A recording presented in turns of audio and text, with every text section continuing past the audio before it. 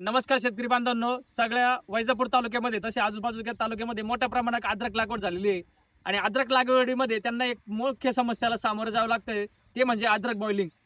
खूप उष्णता ह्या वर्षी असल्या कारणाने आपल्या अद्रक बॉईल होती. बरेचसे लोक असे म्हणताय की बॉइलिंगसाठी काहीतरी औषध सांगा, तर बॉइलिंगसाठी कुठलेही औषध नाही. हे उन्हामुळे होतंय आणि आपण त्यावर उगाच काही वेगळा खर्च करून त्याला रोखण्याचा प्रयत्न करू नये. लय केमिकल पण पिकाला जातं कामा नये. त्यासाठी म्हणजे आता समजा बॉइलिंग जर प्लॉट होत असेल, इकडला साईड जर बॉइलिंग होत असेल, इकडे होऊ नये म्हणून आपण व्हॅलिडामायसिन आणि एखादं बुरशीनाशक सोडू शकतो. परंतु बऱ्याचशा लोकांची शंका आहे की त्यांच्या मनात येते पूर्ण पूर्ण हे बियाणं नीट होईल का, तर पूर्ण बियाणं नीट होत नाही. ते निम्मच जिकडं होऊ नये म्हणून तिथं व्हॅलिडामायसिन काम करेल. बरेचसे शेतकरी बांधवांचे असे एक प्रश्न झालेले की 2027 मध्ये अद्रकीला चालू वर्षीप्रमाणे भाव भेटेल का. तर हो, बऱ्याचशा शेतकरी बांधवांनी आम्ही सगळीकडे हिंडतच असतोय. नवी लागवड केली म्हणजे 30-40% अद्रक वाढलेली आहे, परंतु बरेचसे शेतकऱ्यांचे प्लॉट हे बॉइलिंगमुळे गेलेले म्हणजे खराब झालेले. म्हणजे यंदा देखील आपण जर व्यवस्थापन जर नीट ठेवलं तर आपल्या अद्रकीचे 100% पैसे होणार आहे.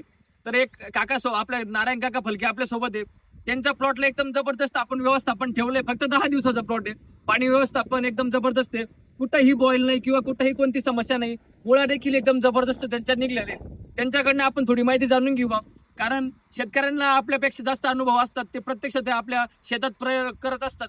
त्यांचा एक अनुभव, जुना अनुभव, त्यांनी जवळजवळ सकाळी आज बरेचसे व्हिजिट केल्या, प्लॉट बघितले आजूबाजूचे, त्यांना काही गोष्टी आढळल्या आणि त्यांचा प्लॉट खरोखरच चांगला आहे. त्यांचा नेमका कोणता अभ्यास त्यांनी केलाय याच्यावर आपण त्यांची थोडी 2 मिनिटं माहिती घेऊया. तर काका, तुम्ही सकाळी प्लॉट व्हिजिट केले बरेचसे, आणि तुम्हाला नेमकं काय वाटलं, लोकांचे काय चुका होत्या किंवा बाकीच्यांचे प्लॉट कसे? काही पाणी जादा होतंय, अच्छा, पाणी जास्त होतंय त्याला. 16 mm ड्रिपने पाणी व्यवस्थित जातंय. 20 mm ड्रिपने पाणी अतिरिक्त होतंय, जास्त होतंय त्याला. म्हणजे आपण जे 16 mm चे जे आपले ड्रिप वापरतोय ते पाणी एकदम मापत जातंय. लोक 5-6 किंवा काही शेतकरी रात्रभर पाणी चालवतोय. हे नकोय. आपण पाणी किती देतोय दररोज? 16 mm 3 ते 4 घंटे दिवसाआड ते पाणी देतोय. एकदम व्यवस्थापन एकदम व्यवस्थित आहे आणि कुठेही बॉईलची समस्या नाही. म्हणजे जमिनीत पुरेसा गारवा असणं देखील गरजेचं आहे. अतिरिक्त पाणी पण नकोय. आणि एक बऱ्याचशा शेतकऱ्यांना मी तुम्हाला आलेलं सांगितलं, लय केमिकल आपल्याला सोडायचं नाही. 10 ते 12 हा. दिवसाला. हा, म्हणजे केमिकल कधी सोडलं पाहिजे, तुम्हाला काय वाटतं? 10 ते 12 दिवसाला. 10-12 दिवसाला एखादं केमिकल सोडलं तर बरं आहे, पण ह्युमिक मायक्रोरायझर सोडणं अत्यंत गरजेचं आहे.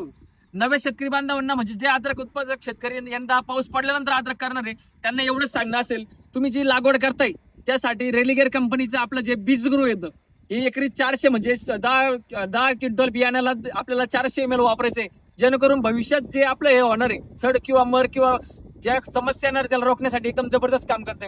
मी सुरुवातीला एक तुम्हाला व्हॅलिडामायसिन सांगितलं. व्हॅलिडामायसिन हे अँटीबायोटिक आहे, म्हणजेच आपल्या पिकाची रोगप्रतिकार क्षमता वाढवण्यासाठी काम करतं. त्याचबरोबर कुठल्याही प्रकारची मर कूच ते होऊन देत नाही. व्हिडिओ आवडला असेल तर लाईक करा व अद्रक उत्पादक शेतकऱ्यापर्यंत नक्की पाठवा. धन्यवाद.